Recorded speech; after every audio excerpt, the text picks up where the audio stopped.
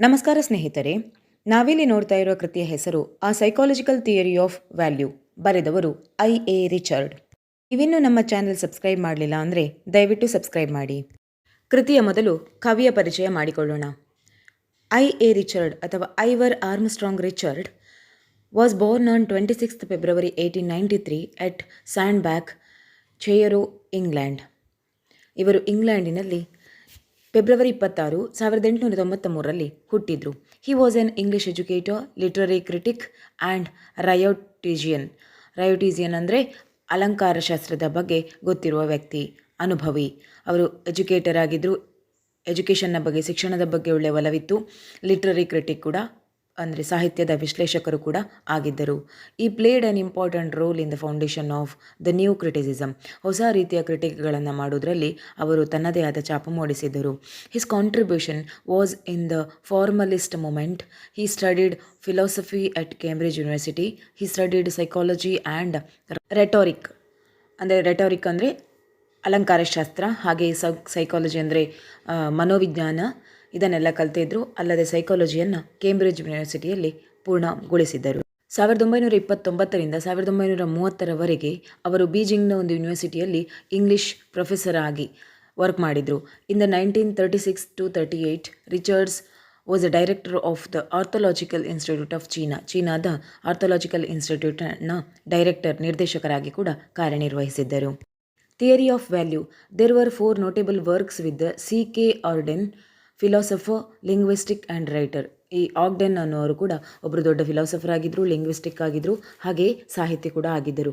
ಅವರೊಟ್ಟಿಗೆ 4 notable ವರ್ಕನ್ನು ಇವರು ಬರೀತಾರೆ, ರಿಚರ್ಡ್ ಅವರು. ಫೌಂಡೇಶನ್ಸ್ ಆಫ್ ಆಸ್ಥೆಟಿಕ್ಸ್ 1922ರಲ್ಲಿ. ಅದರಲ್ಲಿ ಏನಿತ್ತು ಅಂದರೆ the meaning of meaning, a study of the influence of language upon thought and of the science and symbolism. ಈ ಥರ ಸ್ಟಡಿ ಮಾಡಿದ್ದಾರೆ. ಅದು ಮಾಡಿದ ವರ್ಷ 1923. ಮತ್ತು ಬೇಸಿಕ್ ಇಂಗ್ಲೀಷ್ನ ಬಗ್ಗೆ a general introduction to the rules of ಗ್ರಾಮರ್ನ ಕುರಿತಾದ ಬೇಸಿಕ್ ಏನು ರೂಲ್ಸ್ ಇರಬೇಕು ಅನ್ನೋದನ್ನು ಕುರಿತು ಅವರು ಥೀಸಿಸನ್ನು ಬರೆದಿದ್ದಾರೆ. The Times of India guide of basic English, ಇದು 1938ರಲ್ಲಿ ಪಬ್ಲಿಷ್ ಆಯಿತು. His approach in the field of literary criticism is. Literary ಕ್ರಿಟಿಸಿಸಮಲ್ಲಿ ಅವರು ಏನು ಮಾಡಿದರು ಅಂದರೆ the principle of literary criticism ಅನ್ನೋ ಬುಕ್ಕನ್ನು 1924ರಲ್ಲಿ ಬರೆದರು. ಹಾಗೆ ದ ಪ್ರಾಕ್ಟಿಕಲ್ ಕ್ರಿಟಿಸಿಸಮ್ ಅನ್ನೋದನ್ನು 1929ರಲ್ಲಿ ಬರೀತಾರೆ. ಐ.ಎ. ರಿಚರ್ಡ್ ಅವರ ಪ್ರಮುಖವಾದ ಕೃತಿಗಳು ಈ ರೀತಿಯಾಗಿದೆ. ದ ಫೌಂಡೇಶನ್ಸ್ ಆಫ್ ಆಸ್ಥೆಟಿಕ್ಸ್ 1922ರಲ್ಲಿ authored with C.K. Auden and James Wood ಅವರೊಟ್ಟಿಗೆ ಸೇರಿಕೊಂಡು ಬರೆದಂತಹ ಕೃತಿ. ದ ಪ್ರಿನ್ಸಿಪಲ್ ಆಫ್ ಲಿಟ್ರರಿ ಅನ್ನೋದು 1924ರಲ್ಲಿ ಬರೆದರು. ಸೈನ್ಸ್ ಆ್ಯಂಡ್ ಪೋಯಿಟ್ರಿ ಅನ್ನೋದನ್ನು 1926ರಲ್ಲಿ, ಪ್ರಾಕ್ಟಿಕಲ್ ಕ್ರಿಟಿಸಿಸಮ್ ಅನ್ನೋ ಕೃತಿಯನ್ನು 1929ರಲ್ಲಿ ಬರೆದರು. ಕೊಲರಿಜ್ ಆನ್ ಇಮ್ಯಾಜಿನೇಷನ್ 1934ರಲ್ಲಿ ಬರೆದರು. ದ ಫಿಲಾಸಫಿ ಆಫ್ ರಯೋಟಾರಿಕ್ ಅನ್ನೋದನ್ನು 1936ರಲ್ಲಿ ಬರೆದರು. ಸ್ಪೆಕ್ಯುಲೇಟಿವ್ ಇನ್ಸ್ಟ್ರುಮೆಂಟ್ಸ್ ಅನ್ನೋದನ್ನು 1955ರಲ್ಲಿ, so much nearer essay toward a world ಅನ್ನುವ ಕೃತಿಯನ್ನು ಆನಂತರ ಬರೆದರು. ಐ.ಎ. ರಿಚರ್ಡ್ ಅವರ ಥಿಯರಿ ಆಫ್ ಪ್ರಿನ್ಸಿಪಲ್ ಅನ್ನೋದು 2 ಮುಖ್ಯ ಘಟ್ಟಗಳಲ್ಲಿ ನಿಂತಿದೆ. ಮೊದಲನೇದ್ದು ಆ ಥಿಯರಿ ಆಫ್ ವ್ಯಾಲ್ಯೂ, ಎರಡನೆಯದ್ದು ಆ ಥಿಯರಿ ಆಫ್ ಕಮ್ಯುನಿಕೇಷನ್. ಮೊದಲನೇದಾಗಿ ಐ.ಎ. ರಿಚರ್ಡ್ ಅವರು ಮನುಷ್ಯನ ಬುದ್ಧಿ ಹೇಗೆ ವರ್ತಿಸ್ತದೆ ಹೇಳ್ತಾರೆ. ಇದನ್ನು ಅರಿಯೋದಕ್ಕೋಸ್ಕರ ಸೈಕಾಲಜಿಕಲ್ ಥಿಯರಿ ಆಫ್ ವ್ಯಾಲ್ಯೂ ಅನ್ನೋ ಹೊಸ ಸಿದ್ಧಾಂತವನ್ನು ಇಂಟ್ರೊಡ್ಯೂಸ್ ಮಾಡಿದರು. ನಾವು ಹೇಳ್ತೇವೆ ಮನುಷ್ಯನ ಬ್ರೈನ್ ಒಂದು ಸಿಸ್ಟಮ್ ಆಗಿದೆ. ಅನೇಕ ವಿಧದ ಇಂಪಲ್ಸ್ಗಳಿವೆ. ಅದರಲ್ಲಿ ವ್ಯಕ್ತಿಯ ಅನೇಕ ಅಭಿರುಚಿಗಳು, ಪ್ರವೃತ್ತಿಗಳು ಸೇರಿಕೊಂಡಿದೆ. ಮನುಷ್ಯ ಅವನ ಆಸೆ ಅಭಿಲಾಷೆಗಳನ್ನು ಪೂರೈಸಲಿಕ್ಕೆ ಒದ್ದಾಡ್ತಾನೆ, ಬಯಸ್ತಾನೆ. ಆಸೆಗಳಿಂದಾಗಿ ಅವನ ಬುದ್ಧಿ ಅವನ ಸ್ಥಿಮಿತವನ್ನು ಕಳೆದುಕೊಳ್ಳುತ್ತದೆ. ಮನುಷ್ಯನ ಬುದ್ಧಿ ಆ ಎಲ್ಲ ವಿಷಯಗಳನ್ನು ಕಂಟ್ರೋಲ್ ಮಾಡಲಿಕ್ಕೆ ಪ್ರಯತ್ನ ಮಾಡ್ತದೆ. ಎಲ್ಲ ಅನಗತ್ಯ ತೊಂದರೆಗಳನ್ನು ಹೋಗಲಾಡಿಸಿ ಬುದ್ಧಿಯನ್ನು ಅದರ ಸ್ಥಿಮಿತಕ್ಕೆ ತರಲು ಬ್ರೈನ್ ಅಥವಾ ಬುದ್ಧಿ ಮತ್ತೆ ಏನಿದೆ ಅದು ಕೆಲಸ ಮಾಡ್ತದೆ. ಜೀವನದಲ್ಲಿ ಬರುವಂಥ ಹೊಸ ಹೊಸ ಎಕ್ಸ್ಪೀರಿಯೆನ್ಸ್ ಇರ್ಬೋದು ಅಥವಾ ಸವಾಲುಗಳಿರ್ಬೋದು, ಇದರಿಂದ ಪೂರಾ ಸಿಸ್ಟಮೇ ಬದಲಾವಣೆಗೆ ಈಡಾಗುತ್ತದೆ. ಬುದ್ಧಿಮತ್ತೆ ಅನ್ನೋದೇನು ಅದೆಲ್ಲವನ್ನು ರೀಅಡ್ಜಸ್ಟ್ ಮಾಡ್ತದೆ. ಹೀಗೆ ಪ್ರತಿ ಸಲ ನಡೆದಾಗಲೂ ತುಂಬ ಅನೇಕ ವಿಧದ ಬದಲಾವಣೆಗಳನ್ನು ಕಾಣಬಹುದು. ಮನುಷ್ಯನ ಎಲ್ಲ ಆಸೆ ಅಥವಾ ಅಭಿಲಾಷೆಗಳು ಈಡೇರಿದಾಗ ಅವನ ಬುದ್ಧಿ ಶಾಂತವಾಗಿರುತ್ತದೆ. ಆದರೆ ಈಗಾಗೋದು ಸಾಧ್ಯವೇ ಇಲ್ಲ. ಯಾಕಂದರೆ ಮನುಷ್ಯನ ಆಶೆ, ಬಯಕೆ ಅಥವಾ ವಾಂಟ್ಸ್ ಅನ್ನೋದೇನಿದೆ ಅದು ಅನ್ಲಿಮಿಟೆಡ್, ಅದಕ್ಕೆ ಎಂಡ್ ಅನ್ನೋದಿಲ್ಲ. ಅಂಥ ಅನಂತ ಆಸೆಗಳು ಎಂಡಾಗೋದು, ಕೊನೆಗೊಳ್ಳುವುದು, ಪೂರ್ಣಗೊಳ್ಳುವುದು ಸಾಧ್ಯವೇ ಇಲ್ಲ. ಮನುಷ್ಯ ಬಹುಕಾಲದಿಂದ ಇಷ್ಟಪಡುವಂಥ ಒಂದು ವಿಷಯ ಇರಬಹುದು ಅಥವಾ ಅವನ ಅಲ್ಟಿಮೇಟ್ ಡಿಸೈರ್ ಏನಿದೆ ಅದು ಫುಲ್ಫಿಲ್ ಆದಾಗಾದರೂ ಅವನಿಗೊಂದು ಸಣ್ಣ ಸಣ್ಣ ಸಂತೋಷ ಅವನ ಚಿಂತೆಯನ್ನು ದೂರ ಮಾಡಿ ಅವನು ಡಿಪ್ರೆಷನ್ಗೆ ಹೋಗುವುದನ್ನೇ ಇರಬಹುದು ಅಥವಾ ತುಂಬ ಸ್ಟ್ರೆಸ್ ಆಗುವುದನ್ನು ಕಡಿಮೆ ಮಾಡಬಹುದು. ರಿಚರ್ಡ್ ಅವರ ಪ್ರಕಾರ the value of art or poetry according to Richard is that is enabled or help the human mind system to achieve these desire or wants.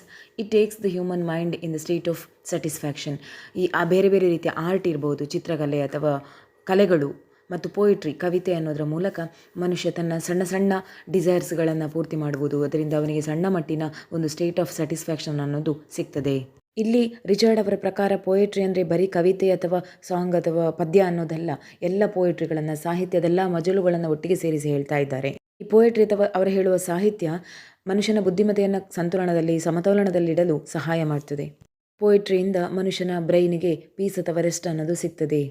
Richard ಹೇಳ್ತಾರೆ ಏನಂದರೆ, ಸಮಾಜದಲ್ಲಿ ಎಲ್ಲಿಯಾದರೂ ಆರ್ಟ್ ಅಥವಾ ಪೋಯಿಟ್ರಿ ಅಥವಾ ಕಲ್ಚರ್ ಅನ್ನೋದು ಇರದೇ ಹೋಗಿದ್ರೆ ಮನುಷ್ಯ ಎಷ್ಟು ಶಾಂತವಾಗಿ ಸಮಾಧಾನ ಚಿತ್ತದಿಂದ ಇರೋದು ಸಾಧ್ಯವೇ ಇರಲಿಲ್ಲ.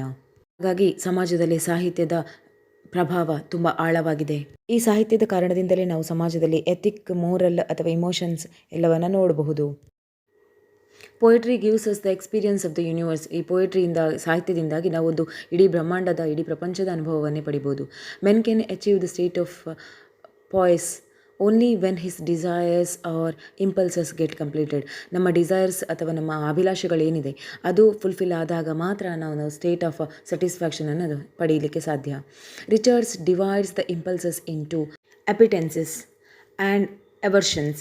ಅಪಿಟೆನ್ಸಸ್ ಅಂದರೆ ನಮ್ಮ ಅಭಿಲಾಷೆಗಳು, ಹಾಗೆ ಎವರ್ಷನ್ಸ್ ಅಂದರೆ ವಿರುಚಿ, ಅಂದರೆ ನಮಗೆ ಬೇಡದ ಅಭಿಲಾಷೆಗಳು, ನಾವು ಸೆಕೆಂಡ್ರಿ ಕ್ಯಾಟಗರಿಯಲ್ಲಿ ಇಡುವಂತಹದ್ದು. ಅದು ಮೋಸ್ಟ್ ಅಥವಾ ಪ್ರೈಮರಿ ಅಭಿಲಾಷೆಗಳು ಅಥವಾ ಇಂಟೆನ್ಷನಲ್ಲಿ ಬರೋದಿಲ್ಲ.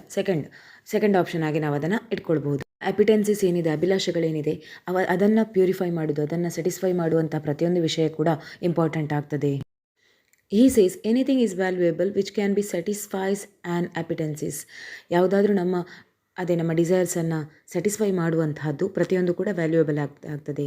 ಹಾಗೆ ಕಂಟಿನ್ಯೂ ಮಾಡ್ತಾರೆ ಅವರು, the most valuable states of mind then are those which involve the widest and most comprehensive coordination of activities and least curtailment, conflict, starvation and restrictions.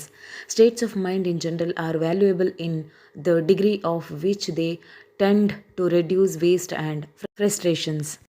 ನಮ್ಮ ಬುದ್ಧಿ ಯಾವಾಗ ಸ್ಥಿಮಿತದಲ್ಲಿ ಇರ್ತದೆ ಆಗ ಅದು ಸರ್ವವ್ಯಾಪಿ ಆಗಿರ್ತದೆ ಮತ್ತು ಸಮನ್ವತೆಯನ್ನು ಒಳಗೊಂಡಿರುತ್ತದೆ. ಬುದ್ಧಿಯಲ್ಲಿ ಅಥವಾ ಬುದ್ಧಿಮತ್ತೆಯಲ್ಲಿ ಯಾವತ್ತು ಕಾನ್ಫ್ಲಿಕ್ಟ್ಸ್, ಸ್ಟಾರ್ವೇಷನ್, ರೆಸ್ಟ್ರಿಕ್ಷನ್ಸ್, ನಿರ್ಬಂಧಗಳನ್ನೆಲ್ಲ ತುಂಬ ಕಡಿಮೆ ಮಾಡಿದಷ್ಟು ನಮ್ಮ ಬುದ್ಧಿ ಶಾಂತವಾಗಿರ್ತದೆ, ತುಂಬ ಯೋಚನೆ ಮಾಡಲಿಕ್ಕೆ ಸಹಕಾರಿಯಾಗ್ತದೆ. ಕರ್ಟೇಲ್ಮೆಂಟ್ ಅಂದರೆ ಯಾವುದಾದ್ರೂ ಒಂದು ಪ್ರೋಸೆಸ್ ಆಗಬೇಕಾದ್ರೆ ಅದನ್ನು ಪ್ರತಿಯೊಂದು ಹಂತದಲ್ಲೂ ಬದಲಾವಣೆ ಮಾಡ್ತಾ ಸಾಗಬೇಕು. ನಮ್ಮ ವರ್ಕ್ ಎಷ್ಟು ವ್ಯಾಲ್ಯೂಬಲ್ ಆಗಿರಬೇಕು ಅಂದರೆ ನಮ್ಮ ತಲೆಯಲ್ಲಿರುವ ವೇಸ್ಟ್ಗಳು, ಅನ್ವಾಂಟೆಡ್ ಥಿಂಗ್ಸ್ ಏನಿದೆ, ನೆಗೆಟಿವ್ ಥಿಂಗ್ಸ್ ಏನಿದೆ ಅಥವಾ ನಮ್ಮ ಫ್ರಸ್ಟ್ರೇಷನ್ಸ್ ಏನಿದೆ ಅದನ್ನೆಲ್ಲ ಎಷ್ಟು ಕಡಿಮೆ ಮಾಡ್ತೇವೋ ಅಷ್ಟು ನಾವು ಬೆಳವಣಿಗೆ ಕಡೆ ಸಾಗಲಿಕ್ಕೆ ಸಾಧ್ಯ. ನಮ್ಮ ತಲೆಯಲ್ಲಿರುವ ಬರ್ಡನ್ಸ್ ಜಾಸ್ತಿ ಆದಷ್ಟು ನಮ್ಮ ಮನಸ್ಥಿತಿ ತುಂಬ ಹದಗೆಡ್ತದೆ.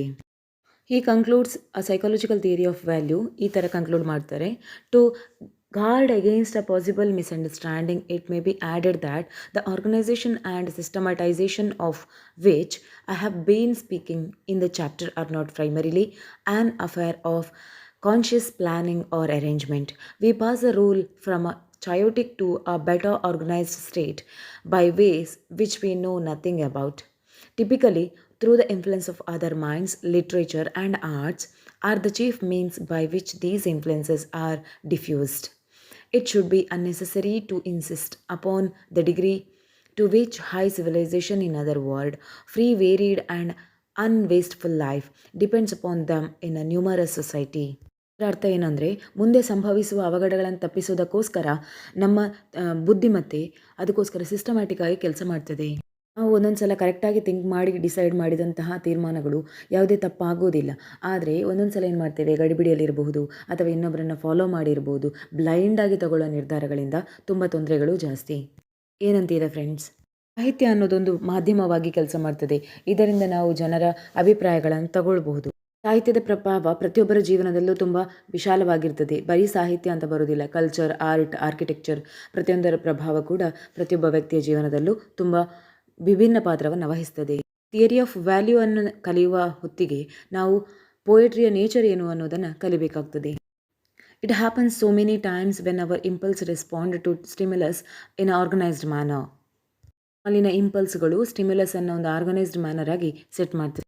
ಇದರಿಂದ ನಮಗೆ ಗೊತ್ತಾಗುತ್ತೆ ನಮ್ಮ ಬುದ್ಧಿವಂತಿಕೆಗೆ ಜೀವನದ ಬಗ್ಗೆ, ಜೀವನದ ಕಷ್ಟಗಳನ್ನು ಫೇಸ್ ಮಾಡುವ ರೀತಿ ಅಥವಾ ಕಷ್ಟಕರ ಸಿಚುವೇಷನನ್ನು ಎದುರಿಸುವ ರೀತಿ ಎಲ್ಲವೂ ಗೊತ್ತಿದೆ.